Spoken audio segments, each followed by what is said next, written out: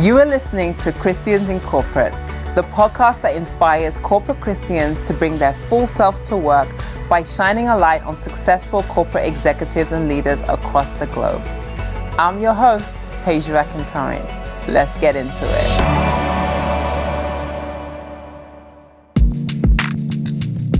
This is the story of Lorraine Wright-Boateng. Lorraine is a British-born Ghanaian. She's also a tech professional, an entrepreneur, and a community advocate. Over the last 15 plus years, she's worked for the likes of Volkswagen, Accenture, UBS, and Meta. Today, she's currently working in the Ghanaian real estate space, helping the diaspora acquire wealth through property investment and business expansion. Now, Lorraine is known as the chief side hustler, and she has so many great businesses and initiatives, including the University Gospel Choir of the Year initiative. She also owns a music agency supplying talent to shows such as The X Factor. She's the owner of a nail and beauty spa, all while having an amazing career in the corporate world. Now, over the years, she's won many awards and she's received many honors, including an MBE from the Queen for services to young people through music. Lorraine she's just a powerhouse. And so in this episode, I catch up with Lorraine to talk about what is she doing now, how she became a director by the tender age of 27 in an investment bank. And Lorraine finally shares with me how she manages it all. I pray this episode blesses you. Morning. Lorraine, I am so excited to have you here. It's been a long time coming. How are you doing? I'm very well, thank you. Finally, we're here. Right? I know, we are here. I'm so excited to chat with you. Okay, so before we get into the conversation, I'd always like to have icebreaker questions just to allow the listeners to better understand you, how you think, what you like. So the questions I have are this or that, right? So you would just choose one question or one answer from the question that I have. Don't need to think too deep. They're very high level questions. Okay, let's get started. Would you rather work from home or work from the office? Work from home all day, every day. That one is not, I don't even need to wait for what your second question was.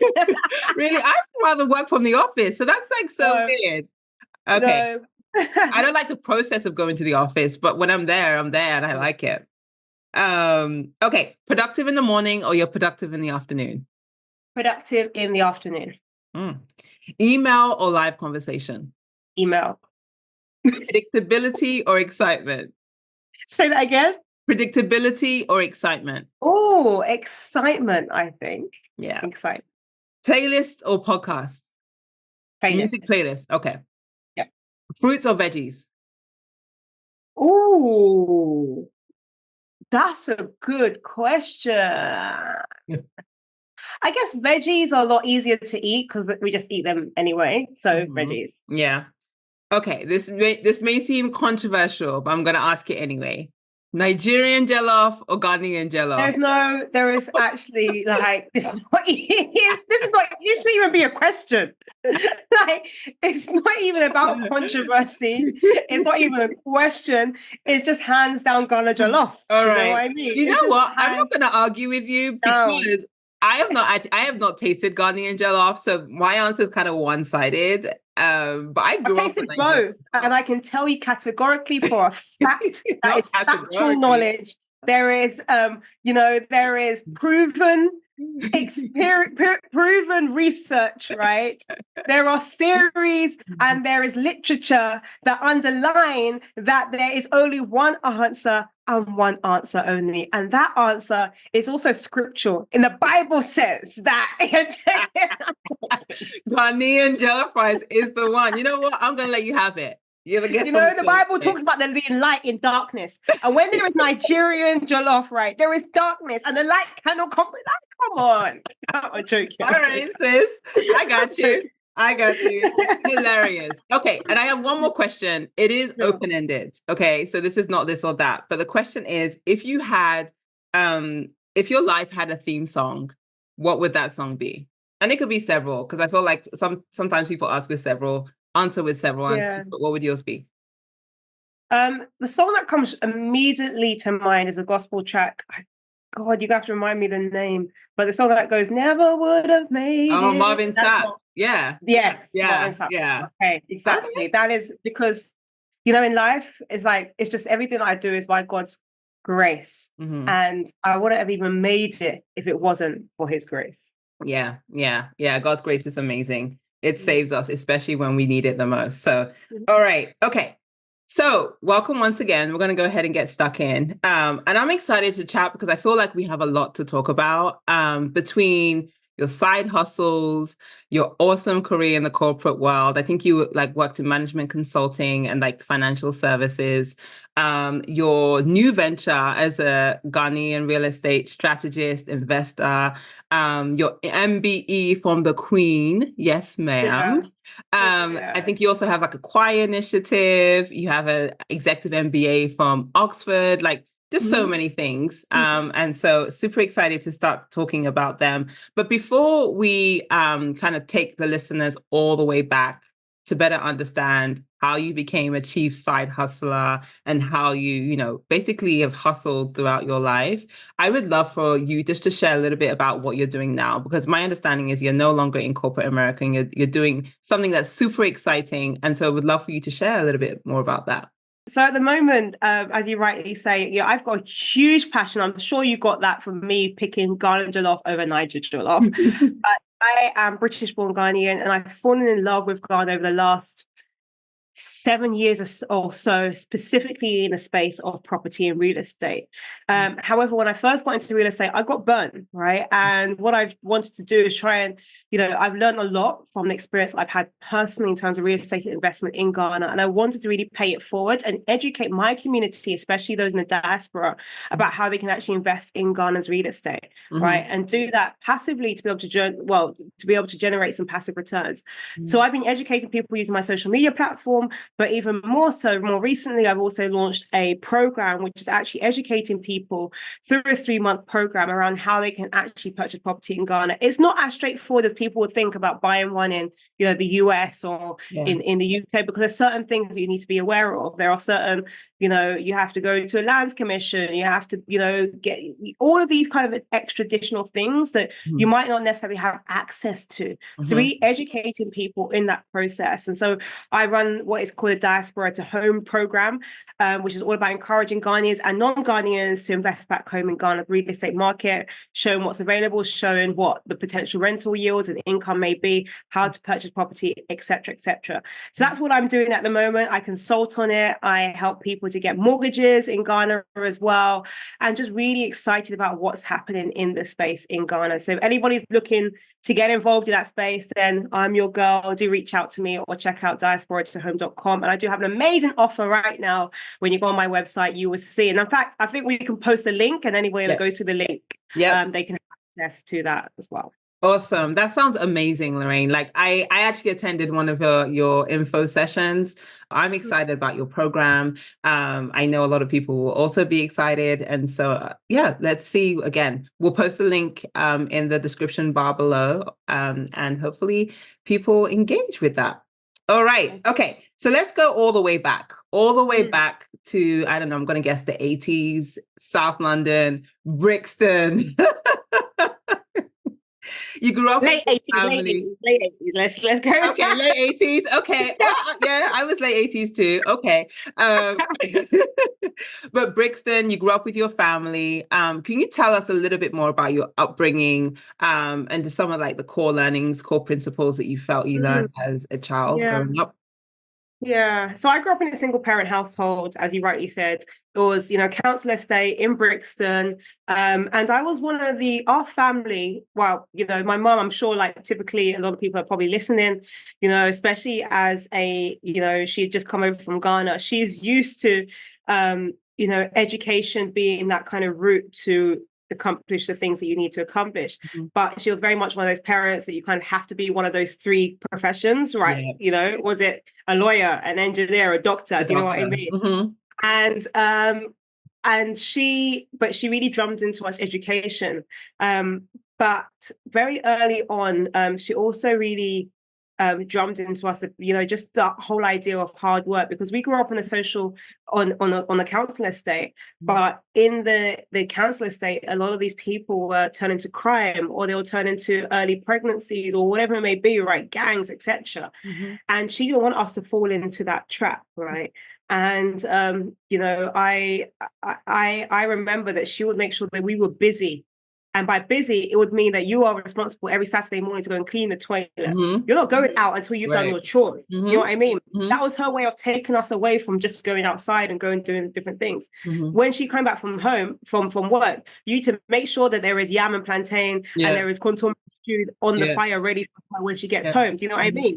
So that she would do intentionally. I don't even think she done it intentionally, but that's what she's used to. But ultimately, the byproduct of her doing that meant that we were not out on the streets doing things that we could have otherwise been doing. Do you know what I mean? So I think that was really,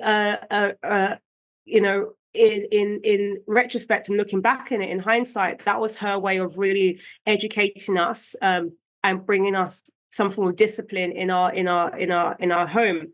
There's three of us. I'm the eldest of my two siblings, of my three siblings rather.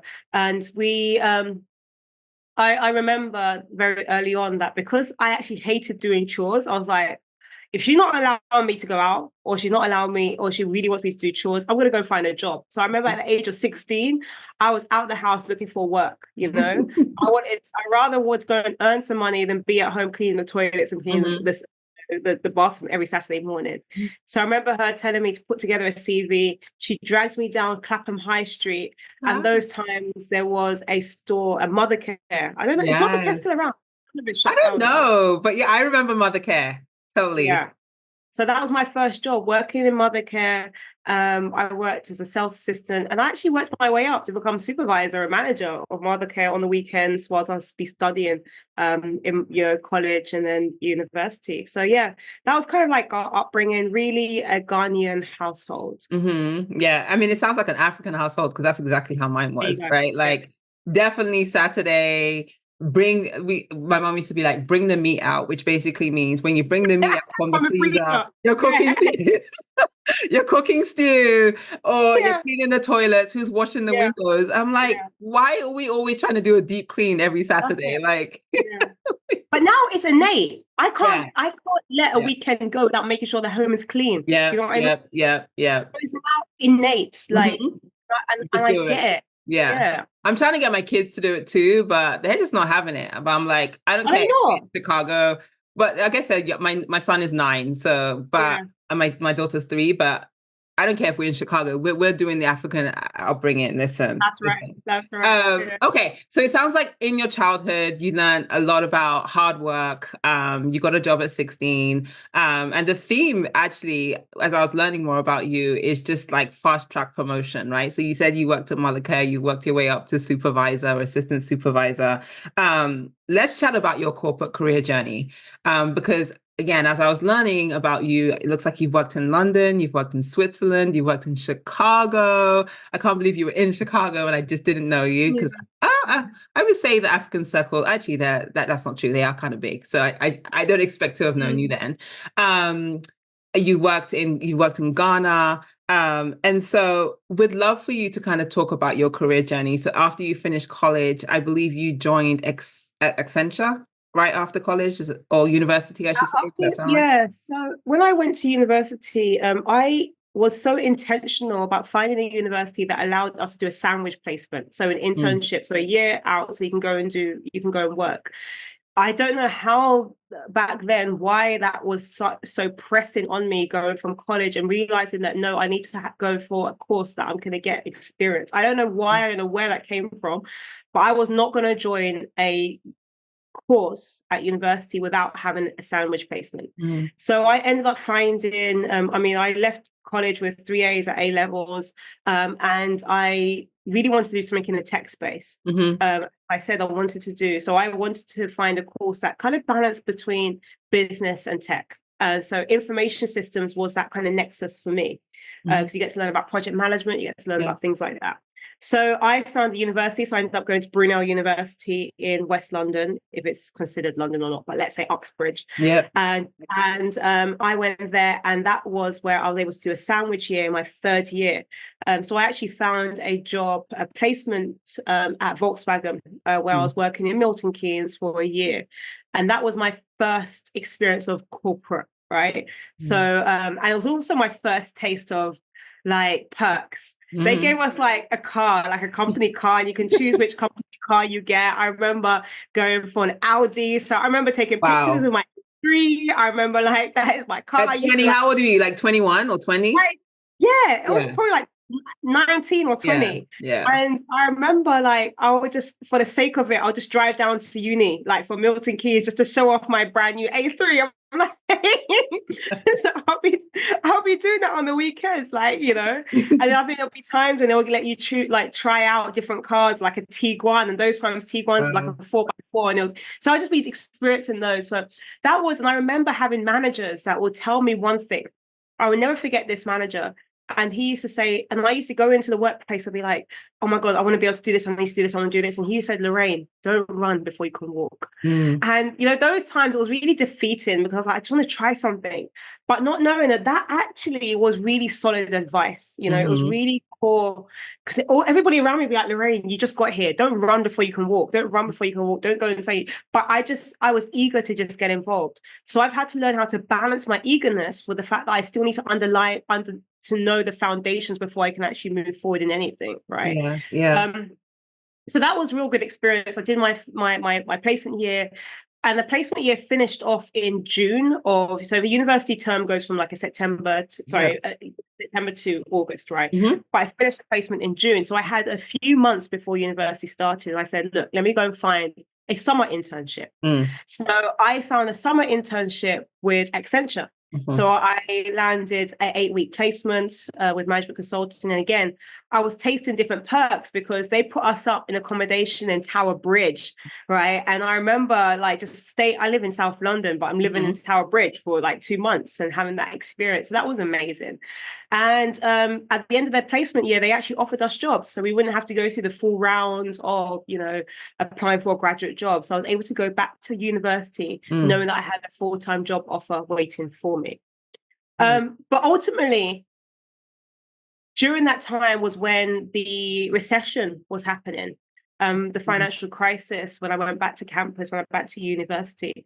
And it meant that I wasn't able to go back to Accenture when I was actually due to go back to Accenture because the whole financial crisis was happening. And so I said, and so what Accenture done is they actually put people on what is now called like furlough. So they'll pay you, but you're not meant to come into the office, right? I think they pay us full salary, or they pay us half salary. I think they paid us half salary, right? But they didn't. So I was there for like a year or more without a job, but being paid. Oh, wow. And that was when I was like, you know, let me experience something different. And I actually ended up, those times, a lot of my friends were doing the Mountbatten. So going out in New York. Yeah. Is the Mountbatten still around? I don't know, but I have friends who did that back in the day. So a lot of my friends were doing the Mountbatten. I was like, I want to go out to the States. So I was just Googling online. Those days, was it Google? I can't remember. But wasn't that far back, sis, was it? I'm joking. But I was just binging it. Is it Bing? I was asking Jeeves. I asked you one of those things. Oh, us Jeeves, yes. Oh God, one of those things. Yeah. And I was like, you know, how can I go out and work in the US? So I ended up finding like this kind of like student visa thing, and was able to kind of go out and do a kind of like find a company that would sponsor you to come out and things like that. So I ended up going to work for a company in Chicago, and I was doing that for over a year or so, and I was just there. I remember I didn't even have accommodation ready. And I remember going onto Craigslist, and I landed in Chicago, went onto Craigslist, and I stayed in a kind of like what do you call it, where there's loads of bunk beds in a hostel. A hostel, yeah. Yeah. downtown Chicago when I first arrived. And then I started looking for accommodation and went onto Craigslist and found somewhere. And I stayed there for basically like over a year and worked for a US-based distribution company. So that was really exciting. Then Accenture called us back to come back and work once things had died down after the crisis a couple of years later. And I worked for Accenture. I was assigned and aligned to the capital market space at Accenture. So, I did a couple of years in management consulting, but I was working on, capital market type projects. And one of my clients was UBS Bank. And I was, always so keen, always showing, Lorraine wants to do this, I'm going to do that, I want to do that, I want to do that, right? And I think that just took there was an interest. My MD took an interest in the kind of things that I was doing because I was going above and beyond. In consulting, you need to be like the last person in your office. You need to be the first person that shows. Just extra. All that kind of stuff. You're not leaving your desk. You're making sure you go over and above. You're doing everything, and that's what I was doing. And my MD, liked that. And they kind of took me to the side and said, "Do you want to work for us? Directly?" And so I basically got poached. They dangled a really fat carrot in front of me. And I got poached from Accenture. And I remember speaking to he's now late, but I remember speaking to the MD at Accenture. It's like, look, I've got this offer. What do you want to do? And he couldn't match it. So I ended up leaving and started working for UBS. And I stayed with UBS for about 11 years. So doing, tech programs, tech projects. Spent half my time living and working in Switzerland, which was incredible. I traveled to the world, traveled to Philippines, Singapore, all of these, doing some amazing stuff with some amazing people. So it was a really great experience. And then more recently, I left UBS and started working for Meta, where I was working more directly with the community and doing things, community partnerships. So yeah, that's a whirlwind tour of my experience today. No, that's awesome. Hi, everyone. I hope you're enjoying this episode. I just had to interrupt this episode to see if you have purchased a copy of my book, The Quintessential Colleague. This book is a transformational career companion for every single corporate Christian, and it will help you grow in income, impact, and kingdom influence. Now, when you purchase this book, there are a ton of career tips and proven strategies that you can implement immediately in the workplace. There are also a ton of real life examples and faith-based exercises to help reinforce the key teachings. And then lastly, there are some prayers because everyone needs prayer, but there are some prayers and career declarations that will help transform and turbocharge your career. So if you are ready to discover the secrets to getting promoted, to getting paid, to finding purpose in your workplace, then purchase this book right now. The link is in the bio. Now back to the podcast. So I do want us to kind of unpack a couple of things in that story. I think the first thing is, I know that you were promoted to director at the age of 27, like at UBS. Now, I think me and you both know that's literally not really heard of, right? Like you have to pay your dues, usually before you get promoted, but you were fast tracked. I would love for you to share why you were fast tracked. Why do you think you were fast tracked? What did you do differently? Obviously it's the grace of God, right? Let's just understand that favor and grace, and God obviously gave you wisdom and discernment on how to navigate the work place. But would love for you to talk about tactically, what did you do, or what do you feel that you did that helped you differentiate yourself and get fast tracked into the director role? So there's a few things. The first thing that I did was took myself out of my comfort zone, and that is not only in terms of the role and the work, but the country. Yeah. So I remember my boss, who was based in Switzerland, saying, Lorraine, come over, let's get you to work here. And I'll be honest, I was like, no, I don't want to come over because I'm not going to find anybody that looks like me. I don't want to be the only Black person there. I want to be able to know when I'm going to get my hair done. So, they had literally asked me several times, Lorraine, come out to Switzerland. And at the time I was associate director. And I was like, no, for those reasons, I really didn't want to go. And I think I had just come back from Chicago and things like, I can't remember. I was looking for a way to have a settled life, right? And eventually I gave in and said, let me go over for a couple of months. And that couple of months turned into 4.5 years or so. Right. But that time was when is actually where I believe that most things happened for me, right? I was not in my comfort zone, so I had nobody else to rely on or look to, but only my own capability. So I was exposed. Yeah. So by you being exposed, you've got nowhere to hide, right? So I was given loads and loads of different responsibilities. Initially, I'll shy away and say no, but it was me being able to take those opportunities and make the most of them. Now, don't get me wrong, there were times when I'll stand up and I'll be presented and my voice literally will be shaking. Right? Those times when you're presenting something and you're just like, I can't even get it work.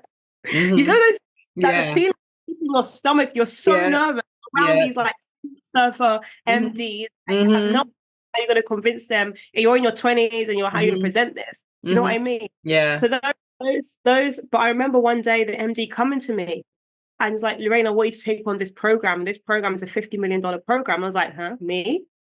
And I genuinely didn't want to take it on. But I was like, if he's asked me, he's seen something in me. And it was me taking on that program and that project that actually catapulted me to be able to get director level. Why? Because I was able to now have the visibility, and it's important in corporate world to have visibility. People need to be able to see what you're doing, right? Those opportunities for you to go around the houses and get sponsorship and the buy-in from senior level execs, right? You're not going to get that if you don't take on board additional responsibility, right? I had to learn the power of sponsorship. I had to learn how to, how to chair certain steering committees, how to influence senior level executives, right? I had to learn all of that. And I learned it in a different way in Switzerland, because Swiss people, there's a cultural element to it, right? After work, you're going to aperos, you're networking with people in a different way. You're going skiing on the mountains. So these are different experiences that I learned, right? And these also helped me because I became more closer to all the senior execs to make sure that my name was in the room, even though I was not in the room, right? These are the things that I had to learn. And I think these are the things that actually catapulted me to get me to director level. Yeah, I love that, because I think there's sometimes a perception that if you work hard, that's enough, but you got to work smart too, right? As you said, visibility, because when you think about it, everyone's gathering, like the MDs are gathering in the room and they're like, who have you seen? And if they haven't seen you, they don't know you. Your name won't even be, or your name could be on the list, right? Based on the work that you've done, but they haven't seen you do the work. So therefore your name is not even going to be mentioned again, right? So I love how you said, one, visibility, and obviously the element of getting out of your comfort zone, because I can tell you it is awkward. I've been in the same situation of just like being like, why am I here? Like, did they really give me this project? So I love how you shared that, Lorraine. I think that's really going to bless someone. Okay, so let's talk about your side hustles, because we do have a lot of listeners on here who are currently in the corporate world, right? But they also have side hustles. And so you are known, I know you coined the term chief side hustler, right? I saw like it was trademark too. And I was like, come on, like you really weren't playing around with it. And one of the side hustles that actually got you an MBE is the University of the Year Choir Project, I think it's called. MBE, for those of people listening stateside, is a honor from the Queen or King, but at your time it was a Queen. It's amazing that you got that. So we can talk a little bit about that later. But I would love for you to share a little bit more about the University of the Year Choir Project. And I could be saying it wrong, because when I was in uni, I literally searched for something like that. I ended up joining a church and I was a choir for like 10 years. I used to like be a choir lead for like 10 years. But that, like, the fact that happened, and I think when I was learning more about you, you're like, oh, it came from the idea from Sister Act, which is definitely one of my favorite movies too. So would love for you to talk a little bit more about that. And I think you guys are in your 12th year now. Yes, indeed. This is our 12th year. And you're absolutely right. I mean, you've got all the facts down. Because look, I when I was at primary school, I was part of my gospel choir. When I was at secondary school, I was part of my choir. When I went to university, I was part of my choir. I always found the choir as I'm not the best singer. Same. But when you join a choir, your voice starts to sound amazing. Same thing. I'm not a soloist, but put me with the altos. I'm good. I'm alto as well. There you go. Like, the altos are the ones that just hold the melody, you know, just hold the melody. So that is me. And I've just loved being in the atmosphere of having people just, singing, and the harmonious sound has just been amazing for me. And that is my opportunity to worship, right? It's my time to that is my outlet. I just love being part of a gospel choir, right? And I found when I got to university that even though I loved being part of the gospel choir, we weren't doing anything with it. We were just rehearsing. We weren't performing anywhere. You know what I mean? So even though you guys feel like you sound amazing, ain't nobody receiving this, right? Nobody's being blessed by what you're singing. Yeah. So I remember one Christmas I was watching my favorite movie, Sister Act 2, and I just love it. It's like it never gets old. That movie just never gets always old. Watch it, like with Rita and the brain and the raspy voice. Oh, and that guy that sings a Happy Day in the church, and oh my gosh, it's the high note. Yeah. I forgot his name. Is it Haki? No, what's his name? I can't even remember. I can't even remember, but yeah. But it's a classic. And I remember just watching it. I'll be like, hold on a minute. We're in a gospel choir. But these guys are going out and they're having a competition across the States. And how is it they're able to do that? And we're here in our university. And I remember there'll be times when I get invited or I'll see online that King's College Choir is doing an event. Like, they're doing an event. What are we doing? So I started finding more and more of these choirs that were having their own kind of things on campuses. I was like, why don't we have an inter-university competition? Those times X Factor was getting big, right? And I was like, well, let's have an X Factor version of university choirs, right? Based on what Sister Act has shown us. So that was the vision. And God had told me that I had to do this. And I remember one day calling up my friend and be like, Dio, God has given me this idea that I need to have this University Gospel Choir of the Year competition, just like Sister Act. And I was crying. And that's what my friend Dio said, Lorraine, in the Bible, it talks about writing down the vision and making it plain. And that was the first time I'd heard of that scripture, Habakkuk 2. And he just told me, just go and write down on a piece of paper what this vision is. And I wrote it down. And I convinced people to I remember telling people about the idea, got them into a room, and I was like, guys, I really want to have a competition for university choirs. And I had people get behind me, they backed me, came up with a brand, came up with the name. I reached out to the Mayor of London at the time. I reached out to the arts minister and said, please endorse this. Even though I had no credibility whatsoever, I was just putting myself out there. And eventually I managed to get some sponsorship from Accenture at the time. They had given me some money because I had spun this in a way that this is an opportunity for them to access university students, right? So I'd got some money from Accenture. I went to go and hire a central London venue in the West End. I got the universities to apply. I got a couple of judges, and we had our first competition in a central London venue with over 1,000 people that showed up. And I was like, whoa, we're onto something here, right? So we was doing it for quite a few years. And then I remember getting a phone call at the time from the X Factor, and I had no idea where they got my number from. And they had called me up. They said, we've been seeing what you've been doing. And I was like, where have you been seeing this? Because they're like, YouTube. I was like, well, on YouTube, we only have 8 views, and the 7 of the views are from me. So I don't know how you're seeing it. Right. And they were like, yeah, we've been seeing what you've been doing, and we need some choirs, we need some gospel choirs.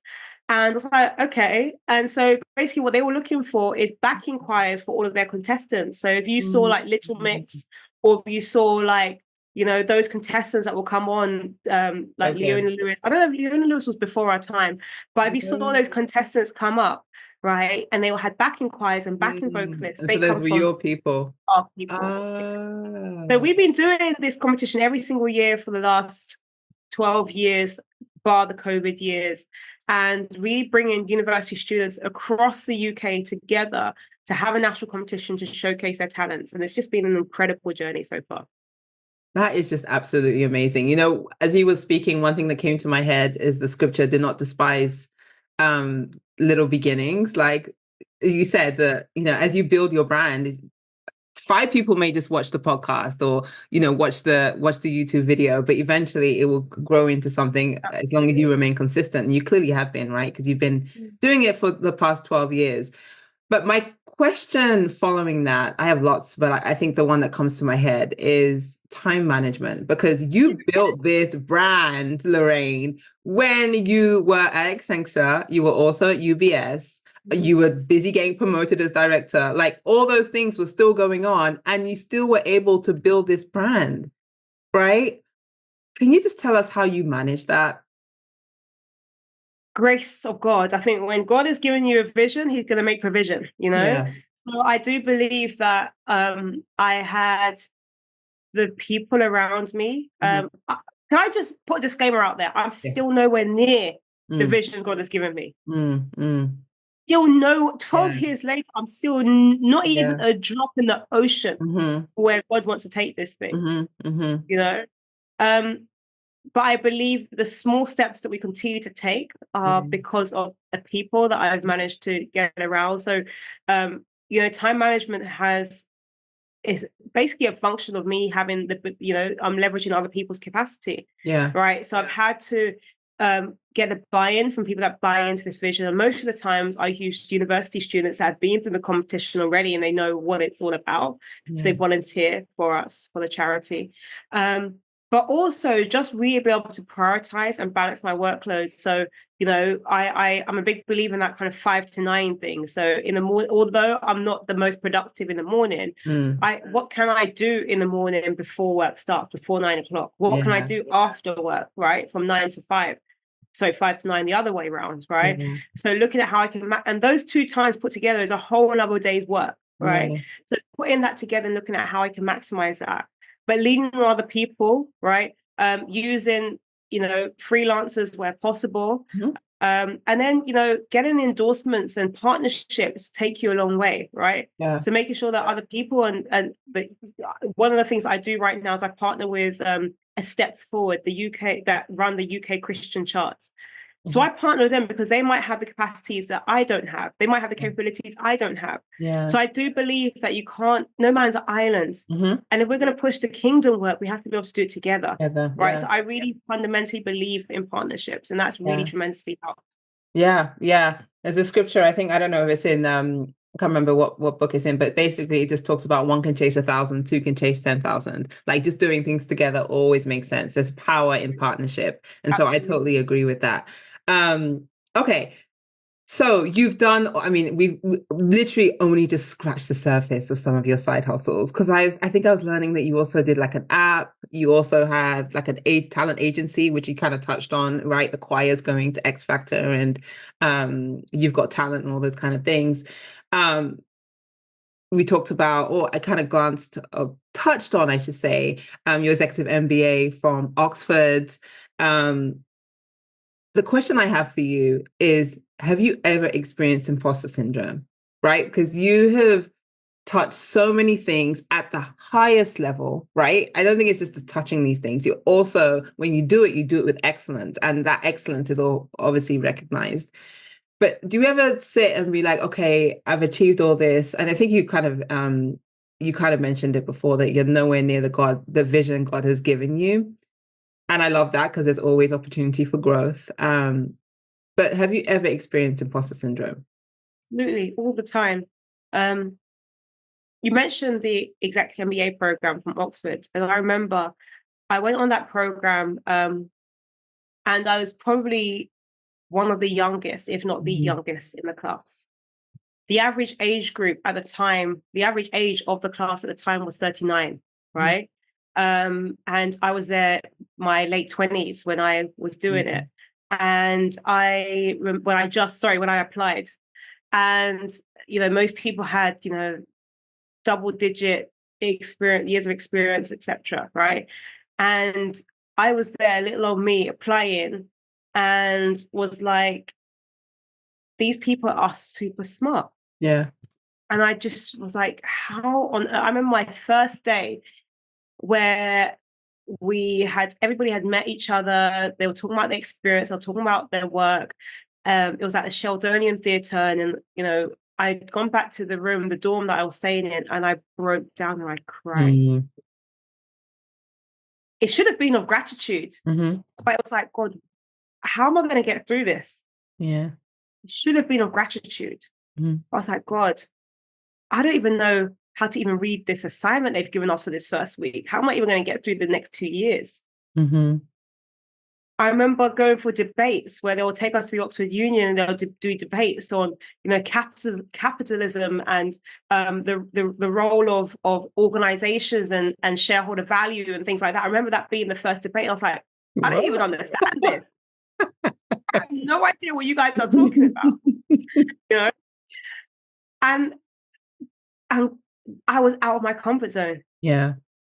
But it was out of my comfort. When I look at how I started to my final week at Oxford, where I got a standing ovation because of a pitch that I had told people about. I stood up and said, it was like God's grace, right?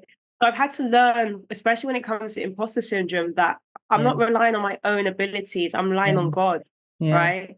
And imposter syndrome happens. I said to you when I was there pitching into my MDs at UBS, my voice will be cracking. Everybody's be, your voice, like you have this lump in your chest and your throat, and you don't even know what you're going to say, and you are panting, and your hands are shaking, and you want to just grab a glass of water, but you don't know if you can take it because your hands are shaking. Like that is, you're like, what am I even doing here? But if somebody has seen you and put you in that responsibility and put you in that role, or if they actually accepted me into Oxford, they've seen something, but maybe I don't know about me, right? So I've had to learn that if I'm put there for a reason. Don't get me wrong, I still face imposter syndrome all the time. Like I don't deserve to be somewhere. I didn't want to come on this podcast because I felt like I didn't want to be, I don't deserve to be here, But it's like, okay, if somebody's even invited you there, give them that honor that they've seen something in you, and maybe that's a reflection of how God sees us. And if we don't see ourselves that way, right, then there's something wrong. And if we are made in the image of God, if we're made in the image of Christ, then why not, right? Because then Christ has told us that we can do all things through him. So if that is the case, then I need to stand somewhere. I've been invited next month to be a speaker at the Pentecost conference, which is, Pentecost are the largest denomination originating from Ghana of churches in the UK alone or Europe. They're having a conference in Germany. It's a 15,000 plus more seat arena, right? When I look at all of the speakers, they are all pastors, apostles, Mrs. Lorraine Wright. I'm like, huh? I'm like, I don't even deserve to be there. What have I done? But my point is, somebody has seen something in me. And I have to be able to at least honor that and be like, hey, God, you put me here. So if you put me here, then give me the grace to be able to fulfill it so that, your glory will manifest. Right. So now I'm able to look back when something happens with imposter syndrome and I get through it, I go back and I'll be like, God, take all the glory. That wasn't me. And as you were saying that, one thing that comes to my mind is, God qualifies the called. He doesn't, do you see what I mean? So he qualified, you're qualified just by, because you're called to do it. So by default, because you're called, he's qualified you. But I love that. I love everything you said, because I think a lot of people are sitting here thinking she's done all this and she's not going through any of these things. To make yourself so relatable, I think it's something that's so beautiful. And as the Bible says, the righteous are as bold as a lion, right? So regardless of how awkward it's feeling, you've definitely shown that. Exactly. All right, we need to wrap up. I'm just like, we just started. I know, right? And so as we wrap up, I think the last question I'm going to ask you is, if you were to say, leave one piece of advice for our corporate Christians, what would it be? I know we've talked a little bit about not being stepping out of your comfort zone. We've talked about doing something different and all those kind of things. But if it was just that one piece that they can take with them today, what would it be? Wow. I think basically where we've left off, right? We all face imposter syndrome. You're going to get into a room and feel like you don't deserve to be there. You're going to get into a room and feel like you can't do something. You're going to get into a room and feel like you're nervous about doing it. You're going to get into a room and feel like you're the only person in the room. You're going to get into a room and feel like, why me? Yeah. Every person is going to face that, right? But if you've been put into that room, there's a reason why you're in that room, right? And you've got to make sure that they remember you. So I'm always relying on the scripture that just talks Proverbs 3:5, right? Trust in the Lord with all your heart and lean not on your own understanding, but acknowledge him and he will direct your paths, right? Yes. So I try my best not to lean on my own understanding, but to understand why am I somewhere, right? But trying to lean on him to be like, even if my path is not straight and he does it in a different way, it's straight to him. That's how he's seen the road. Yeah. But I might feel like the road is straight. I'll be like, God, why are we taking back? Why are you taking me this way, left, right? To him, the road is straight because he's actually orchestrated things to work in that way. Yeah. Right. So that is my belief. And I believe, finally that we all have to be strong and of good courage, right?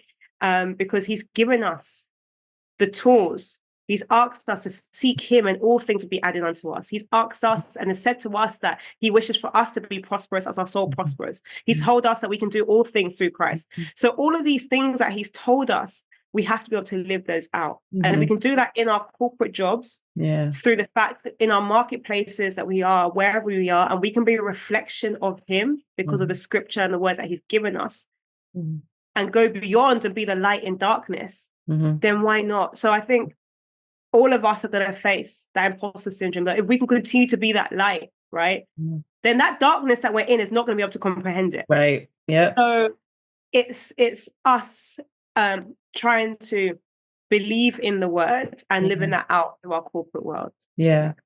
I love that. Oh, we got to do this again. It's so good. Thank you so much for your time. I appreciate you. If people want to find you, I know we're going to leave the link to your program, but if people want to find you, what are your handles? Social media, Instagram, TikTok, YouTube at Lorraine H. Wright. You'll find me there. Awesome. Thank you, Lorraine. We'll chat soon. Thank you so much. Appreciate it. Bye. Thank you so much for listening to the Christians in Corporate podcast. I hope you enjoyed this episode. I would love to hear your feedback. So please be sure to comment down below or connect with me on social media using the handle @PageRackingTorrent. Oh, wait, and one more thing. Please don't forget to like, share, and subscribe for more content just like this. See you in the next episode.